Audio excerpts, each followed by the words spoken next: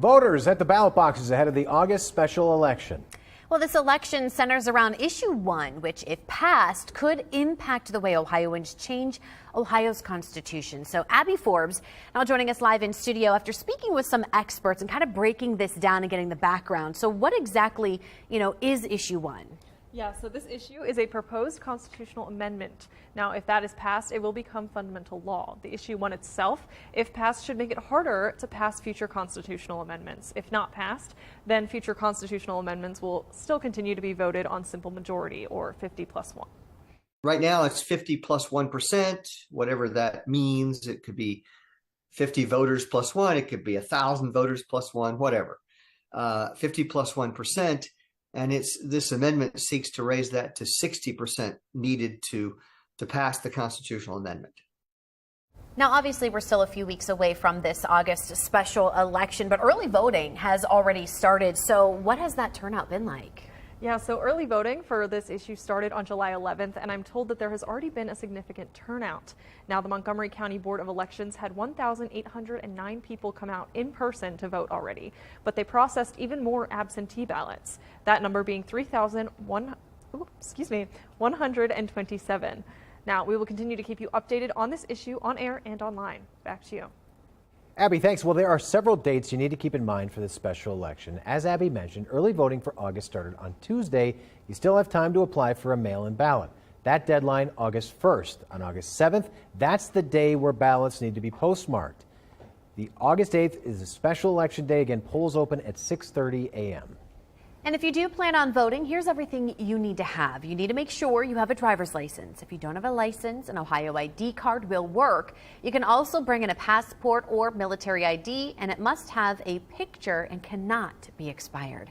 We, of course, will continue to follow this vote leading up to August 8th. Until then, you can read all of our coverage on our website, Dayton247now.com. All right, well, we made it. We're at the weekend, and we're going to have a little bit of a mixed thing here this weekend. We got some rain and a little bit more. Yes, so storms tomorrow, but Sunday's looking okay. But first focus is our Saturday, because we do have storms on the way. Could potentially see a few stronger storms, so we're going to watch that pretty closely. But upper 70s out there right now. It's a warm evening. 79 in Dayton. Some cool spots. Urbana, Richmond, both sitting at 68, 72 up in Wapakoneta. Going to see some clouds building in. In fact, we already have some cloud cover building in from the north. Have a line of some showers, a couple of thunderstorms in northern Ohio. Cloud cover blowing off of that storm system, and then off to our west we do have a line of some stronger storms. In fact, severe storms moving through parts of Missouri and Arkansas. This is part of our next weather maker, which will be impacting us as we head into the day tomorrow. So if you want to go for a motorcycle ride tomorrow, stormy first half of the day. It does look like we'll see some improvement by the evening, even as early as 6 p.m. But I'm going to time that out for you. Talk about it the entire weekend and next week coming up.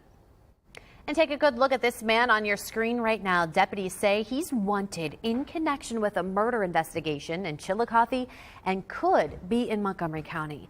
And the Montgomery County Sheriff's Office says Kelvin Johnson may even look different since he may have cut his hair. Johnson's 43 years old, 5'10", and weighs 160 pounds. If you see him, you're asked to call 911 immediately. One person without a place to stay tonight after a fire at a Huffman Avenue apartment complex happened this afternoon. Dayton fire officials tell us they got a call about smoke showing from the building. Once they got there, they found one person outside. Now, work is being done on that building, so no one else was in there. Officials explaining how difficult it was to fight the fire in the heat. When the heat index is as high as it is right now, we have to be cognizant of rotating our crews through a little quicker. Some of the heat stress can be pretty bad, so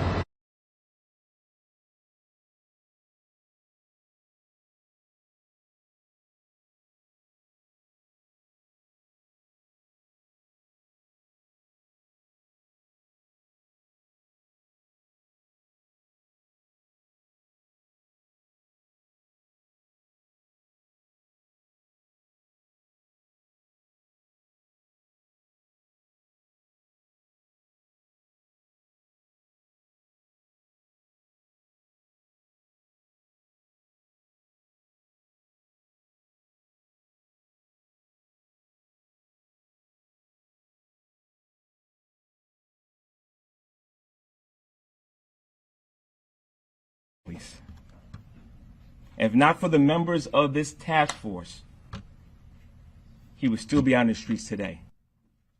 A judge ordered jail without bail. Now the suspect's lawyer entered a not guilty plea. The investigation of the women began back in 2010 after a 24-year-old vanished, triggering the hunt, exposing the larger mystery of other murdered women. The mystery deaths led to a 2020 Netflix film titled Lost Girls. The feud between Disney and Florida Governor Ron DeSantis went before a judge today. Lydia Bice at the Now Desk. Lydia, what happened in court today? Yeah, Disney is seeking to dismiss or temporarily stop a lawsuit filed by the Florida Governor's Tourism Oversight Board. Now, the board replaced Disney World's former government, the Reedy Creek Improvement District, and is now seeking to invalidate previously approved development plans. But Disney argues the case is debatable since DeSantis already signed a law erasing the agreements. Dismissing the case would allow the company to focus on its own lawsuit against DeSantis, which accuses him of, quote, weaponizing state government against the company. Back to you. The CDC facing big cuts, big funding cuts, and some of those effects will be felt at the state and local level. The agency is poised to lose about $1.3 billion in funds as a result of last month's federal debt ceiling negotiation. Now, the money was initially allocated through COVID-19 supplemental funding. The cuts will directly impact state and local health departments. The Biden administration announcing $39 billion in student debt relief. The administration announced 804,000 borrowers will have their student debt wiped away in the coming weeks. It's due to administrative fixes that more accurately count qualified monthly payments. There are currently several different kinds of income-driven repayment plans for borrowers with federal student loans. The plans base payments on borrowers' income and family size, regardless of their total debt. Now, after reaching a forgiveness threshold of 20 or 25 years, a borrower's remaining balance is then wiped away. Premier Health is celebrating 40 years of care flight in the Miami Valley, and to mark the milestone, they took our very own Gwyneth Floon up in the air to fly around Dayton and explain what they do. Over the last 4 decades, Premier Health's care flight has expanded to both air and ground service, providing life-saving care to the Miami Valley and surrounding areas. Each crew is made up of a pilot or driver and 2 nurse paramedics. Each helicopter or mobile unit has airway equipment, medication, and even blood, which is often used for trauma. The team is also trained to help with cardiac complications, strokes, and high-risk OB. The helicopters allow help to be on the way in minutes, which really can be life-saving. We've been here for 40 years. We're extremely proud of that. We've been here to serve you and help you, and we'll be here tomorrow. We're your hometown helicopter service, aeromedical service, and we're part of the community, always have, and always have been, always will be. To date, Premier Health has flown over 40,000 care flight flights, a milestone reached back in 2019. For more about care flight or to hear my crew's stories, you can visit our website, Dayton247now.com. Back to you. The entire world experiencing a record-breaking temperature. And ahead, what new findings are revealing about how hot the month of June actually was. And a local family's home is getting a major upgrade that cost them nothing. Coming up, how that family is reacting to a special gift. Plus, I'm tracking storms for our Saturday. I'll time it all out for you. That's coming up. Here's a live look from our Eco Plumber Skycam. You're watching Dayton 24/7 now.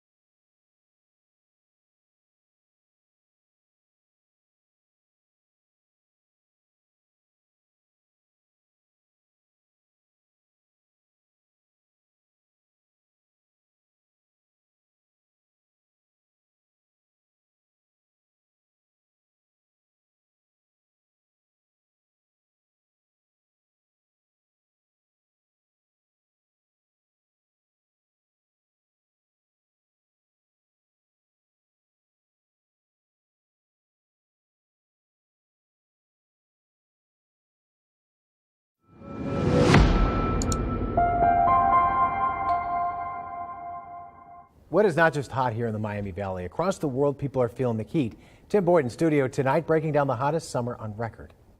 Summer 2023 shatters yet another climate record. NASA's latest images and animations putting the data into perspective for us. Since 2007, NASA has created animations and visuals to help us visualize changes in our global climate based on temperature data sets following the end of every calendar year. The data for these sets starts at the beginning of record keeping in the late 1800s, and today the data sets are collected via weather stations and Arctic research stations or instruments mounted to ocean buoys and ships.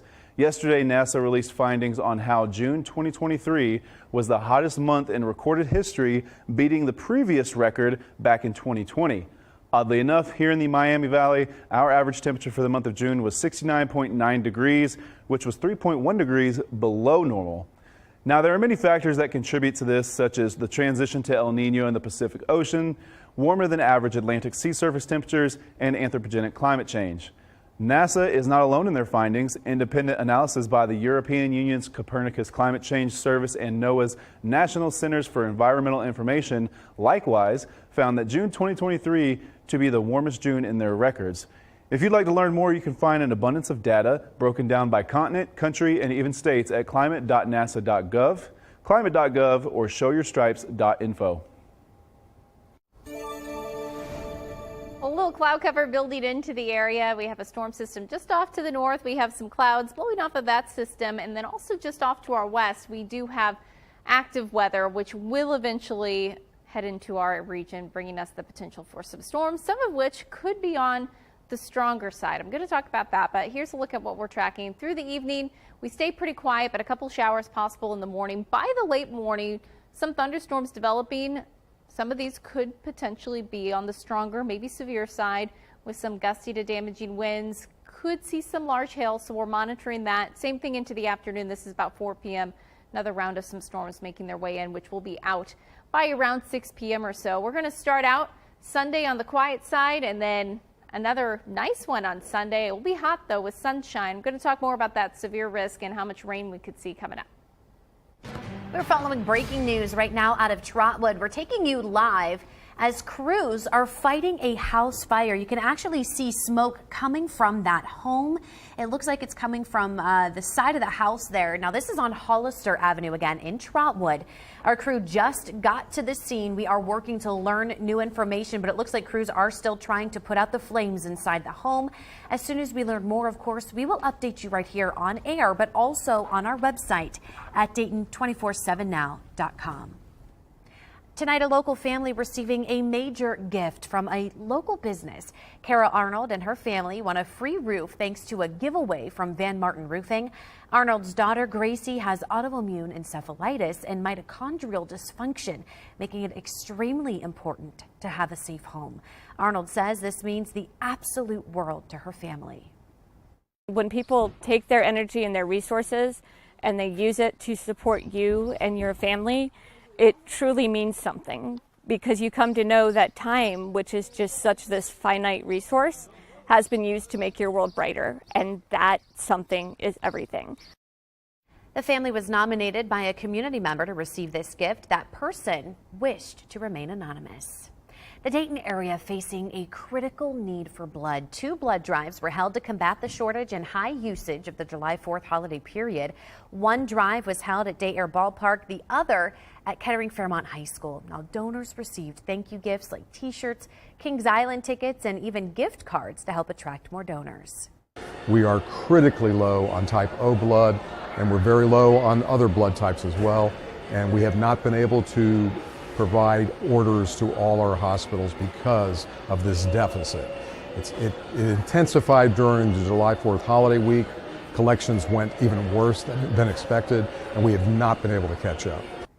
If you missed today's drives, you can still donate. If you donate tomorrow, you'll receive a special edition Shark Week t-shirt and get entered to win Morgan Wallen tickets.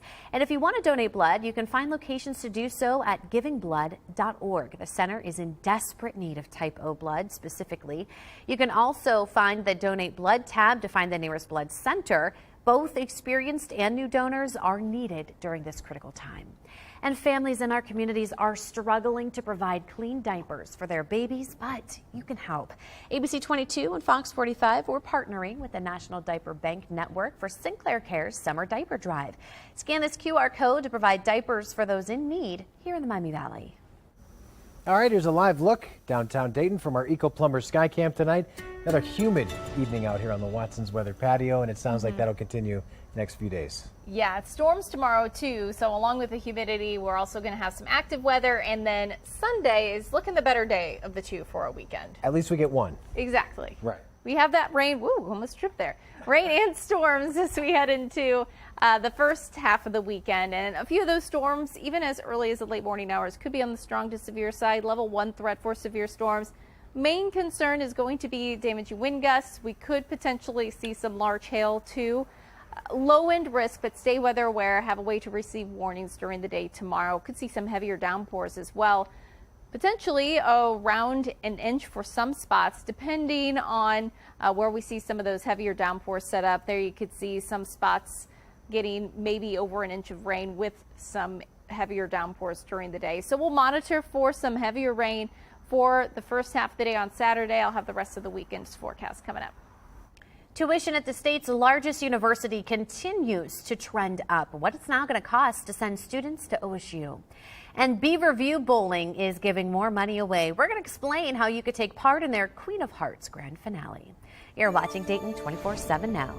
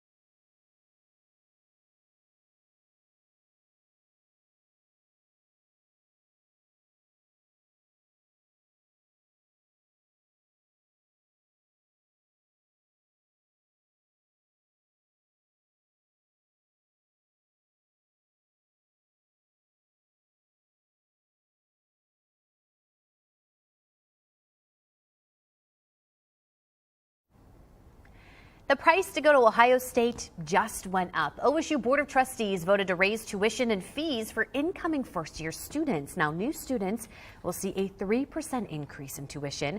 That would bring tuition to just under $13,000 a year and about $14,000 with housing and dining. For out-of-state students, they're going to see a 5.2% increase. Beaver View Bowl is hosting a grand finale Queen of Hearts drawing. This time, the jackpot's starting at over $600,000, and it's only going to go up from there.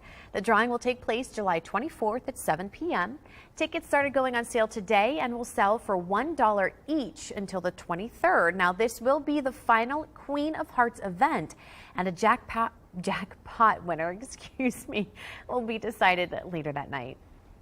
A delicious event held in downtown Dayton tonight. Yellow Cab Tavern celebrating National Mac and Cheese Day, hosting the second annual Mac and Cheese Fest. Food trucks served anything and everything mac and cheese. Last year we did Mac and Cheese Fest. We sold out of our dish early. Last year we didn't know if it's going to be the same kind of outcome, and with the weather how it is now, it's outstanding right now. So we sold out of our special, but we're still running. Now, while Mac and Cheese Fest is over for the year, there are plenty of food truck events hosted by Yellow Cab Tavern coming up. We got a list of them, all of them in the web version of this story at Dayton247now.com. The Cincinnati Reds playing the first game Friday after the All-Star break, a game against the Milwaukee Brewers. First place implications on the line. You're watching Dayton 24/7 now.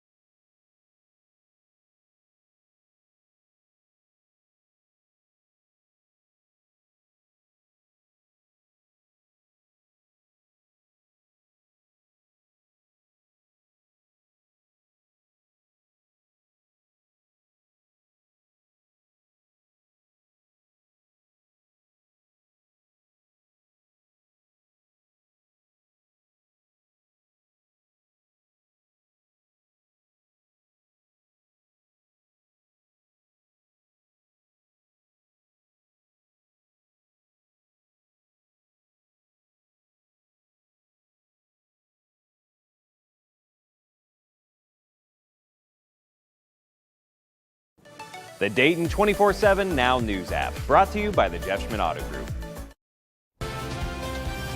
Good evening, I'm Matt Digby with a look at sports. The All-Star break officially over. Cincinnati Reds back at Great American Ballpark. They enter the break having won 1 of 3 at Milwaukee, and this weekend it was the Brewers making the trip to Ohio. Let's go to Great American Ballpark. Graham Ashcraft starting the game on the mound. Brewers have a runner on third at the top of the first. Owen Miller at the plate, but Ashcraft leaving the runner stranded. It stays scoreless after 1. Still a scoreless game in the top of the third. William Contreras ground ball into left field. Joey Weimer trying to round third and score, but Spencer Steers throw to Tyler Stevenson in time for the tag, and the game is still scoreless through 6 innings. Top 7, Victor Caratini looping single, landing in shallow center. Willie Adama scores, and the Brewers break the deadlock up 1-0. Still top of the 7th. Bases are loaded for Weimer, but he pops up to first. No problem for Joey Votto. However, the Brewers bullpen keeping the Reds batters in check. Jonathan India had the last chance to keep the game going, but he strikes out. The Reds went into the break with a 1-0 loss to Milwaukee. They resumed the season season with another 1-0 loss to Milwaukee,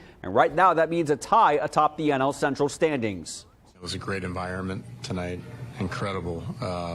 We didn't get much really any offense, so we didn't really get to experience the crowd like you can when you're scoring some runs, which is understandable. But in the 9th inning right there, that's the